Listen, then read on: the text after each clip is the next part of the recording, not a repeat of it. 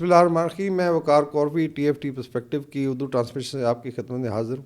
اور آج ہم بات کریں گے international conference on girls education in Muslim communities challenges and opportunities. Basically ایک بین الاقوامی کانفرنس تھی جو بھی ختم ہوئی ہے اسلام آباد میں, اور اس میں 150 سے زائد جو ریپرزنٹیٹیو تھے اسلام میں 57 اسلامی ملکوں کے, جس میں اسکالرز بھی تھے, جس کے اندر امبیسڈرز بھی تھے, جس کے اندر منسٹرز بھی تھے, اور اس کے علاوہ جو ہے اس میں یونیسیف اور باقی جو ادارے ہیں ورلڈ بینک اور او آئی سی کے ریپرزنٹیٹیو بھی شامل تھے, اور یونیسکو کے.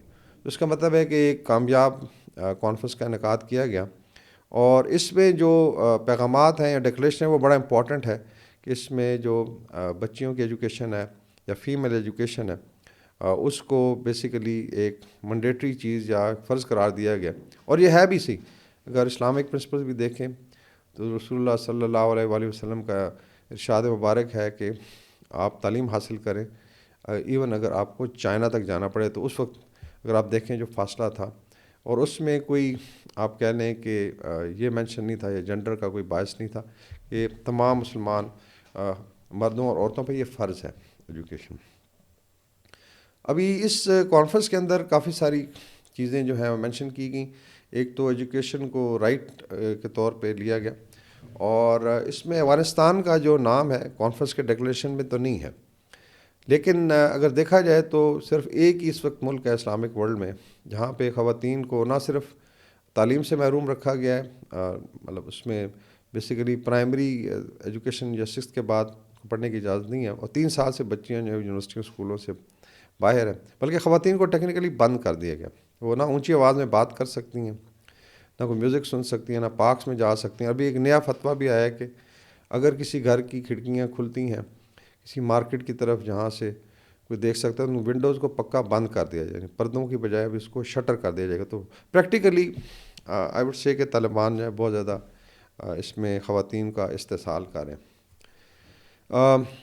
جو ڈکلیریشن ہے اسلام آباد ڈکلیریشن, وہ بھی آئی تھنک بڑا اسٹرانگلی ورڈڈ تھا, اور اس میں 2-3 بڑی آئی وڈ سے پتہ کی باتیں کی. ایک تو یہ ہے کہ کسی کو حق نہیں ہے کہ وہ جو ہے مونوپلائز کرے کلچر کو, اور کچھ اس طرح کے فتوے دے جو بالکل غیر اسلامی ہوں. تو میرے خیال میں طالبان کو یہ بھی سمجھنا چاہیے کہ جو بھی وہ کر رہے ہیں صرف یہ نہیں ہے کہ وہ شریعت کے خلاف ہے, بلکہ وہ نان اسلامک بھی ہے. بیکاز یا تو وہ صحیح ہیں, اور یا پھر جو باقی 57 اسلامی ملک ہیں وہ صحیح ہیں.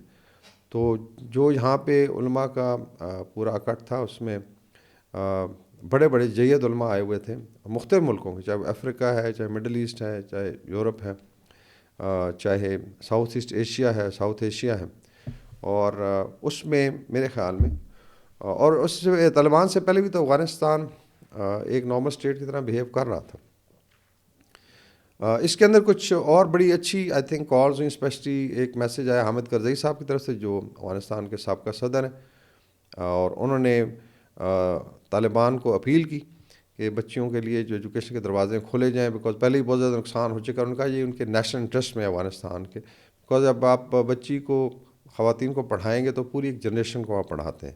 اور آئی ڈونٹ نو طالبان کو کس چیز کا خوف ہے کہ وہ انہوں نے بندوق کے زور پہ یہ فتوے جو ہیں اپنے وہ لگائے ہوئے ہیں. طالبان کو انوائٹ بھی کیا گیا. خالد مقبول صدیقی صاحب نے بتایا کہ جی ان کو انوائٹ کیا گیا, لیکن صاحب ہے ایک تو اچھا ہوتا اگر وہ آ جاتے, سن لیتے اور دیکھتے کہ یہاں پہ بھی ایک اسلامک ورلڈ سے علماء کا جو ہے پورا ایک اجتماع ہے, اور ان کی بات ڈیفینیٹلی سننی چاہیے. شورا کا جو کانسیپٹ مشورے کا, یہ بالکل اسلامک کلچر کا اور گورننس کا حصہ رہا ہے. رسول پاک صلی اللہ علیہ وآلہ وسلم ہمیشہ مشورہ کیا کرتے تھے, اور مشورے سے چیزیں آگے چلتی تھیں. باقی فائنل جو ڈیسیژن ہوتا ہے وہ امیر کا ہی ہوتا ہے یا خلیفہ کا ہوتا ہے, لیکن ڈیفینیٹلی مشورہ لیا جا سکتا ہے. اس میں ایک اور جو توانا آواز تھی وہ ملالہ یوسفزئی کی تھی, جو نوبل انعام یافتہ ہیں. وہ اسپیشلی آئیں, اور انہوں نے پھر بڑا ایک اسٹرانگ میسیج دیا طالبان کو, بلکہ کنڈیم کیا, اور انہوں نے کہا کہ جی ان کی جو پالیسیز ہیں اس سے بہت زیادہ استحصال ہو رہا ہے خواتین اور بچیوں کا. اور بعد میں ایک ہم نے اسٹیٹمنٹ دیکھا, انہوں نے کہا کہ یہ ایکچولی طالبان تو خواتین کو انسان ہی نہیں سمجھتے. So I think that is very very unfortunate. اور انہوں نے اسلامک ورلڈ کو اور انٹرنیشنل کمیونٹی کو کہا کہ سب ریلی کریں اور آپ مجبور کریں طالبان کو بچیوں کے لیے تعلیم کے دروازے کھولے جائیں. انہوں نے غزہ کا بھی ذکر کیا، جتنی تباہی ہوئی ہے وہاں پہ، اسپیشلی جو ایجوکیشن انسٹیٹیوشنز ہیں، اسکولز ہیں، بچیوں کے تباہ کر دی گئے، اور اسرائیل کو کنڈیم کیا. اس کے علاوہ جو آئی تھنک سب سے جو کی نوٹ اسپیچ تھی وہ مسلم ورلڈ لیگ کے جو سیکرٹری جنرل ہیں شیخ محمد بن ابو الکریم العیسیٰ ہیں، اور آئی تھنک اس میں پاکستان اور سعودی عربیہ کا ایک بہت بڑا رول بنتا ہے، جس میں مسلم ورلڈ لیگ نے بہت بڑا کردار ادا کیا. تو انہوں نے یہاں تک کہا کہ جو ڈکلیریشن ہے اس کو بیسیکلی ایک کانسٹیٹیوشنل ڈاکومنٹ کا درجہ دیا جائے گا. اس کا مطلب ہے کہ اسلامک ورلڈ میں وہ ایک مینڈیٹری ڈاکومنٹ ہوگا. انہوں نے آئی تھنک بڑے سٹل طریقے سے جو ہے پیغام دیا. ایک تو انہوں نے یہ کہا کہ جو اسلام میں ڈیفینیٹلی مختلف ممالک میں سوچ ہے، اس کے بعد ان کے اپنے فقہ اور اسکالر سارے ادھر اکٹھے ہوئے ہیں، اور اسلامک فقہ اکیڈمی کے لوگ بھی تھے. اور اس کا مطلب ہے کہ جو بھی یہاں پہ بات چیت ہوئی ڈکلیریشن میں سب کی رائے شامل تھیں، اور یہی اتحاد کا اور اجماع کا ایک خوبصورت آپ کہنے نمونہ ہے کہ آپ اپنے مسئلوں کا حل کرتے ہیں. انہوں نے کہا جی کہ مسکنسیپشن جو بنا دی گئی ہیں ایک خاص طرح سے کلچر کا سارا، اور میرے خیال میں افغان کلچر کو بھی بلیم کرنا مناسب نہیں ہے، بیکاز افغان کلچر جو ہے وہ 60-70 میں تو یہی کلچر تھا جب خواتین یونیورسٹی میں جایا کرتے تھے، یا بیچ میں حامد کرزئی اور ڈاکٹر اشرف غنی کی گورنمنٹ آئی اس وقت بھی افغان کلچر ہی تھا. صرف جو طالبان کی اسپیشلی اب رجیم آئی ہے انہوں نے اپنی طرف سے کچھ فتوے لگا کے انفارچونیٹلی اور آئی وڈ سے کہ مس یوز کیا ہے.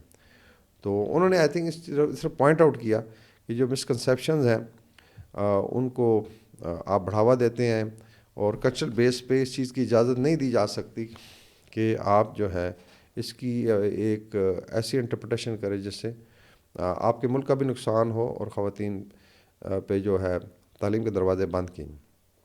اور یہ جو پالیسی ہے جس میں استحصال کیا جائے کسی بھی طبقے کا، کسی بھی جینڈر کا، اور یہاں پہ خواتین کی طرف اشارہ تھا، اور ان کو ڈپرائیو کیا جائے اور ان کو ایکسکلوڈ کر لیا جائے، یہاں ان کو ایک سسٹم سے ہی باہر کر دی جائے، یہ بہت زیادہ بڑی زیادتی بھی ہے، اور یہ 21 سینچری میں بالکل چل نہیں سکتا. سوچنے کی بات یہ ہے کہ طالبان جو ہے کیا وہ خوف زدہ ہیں اسپیشلی خواتین سے.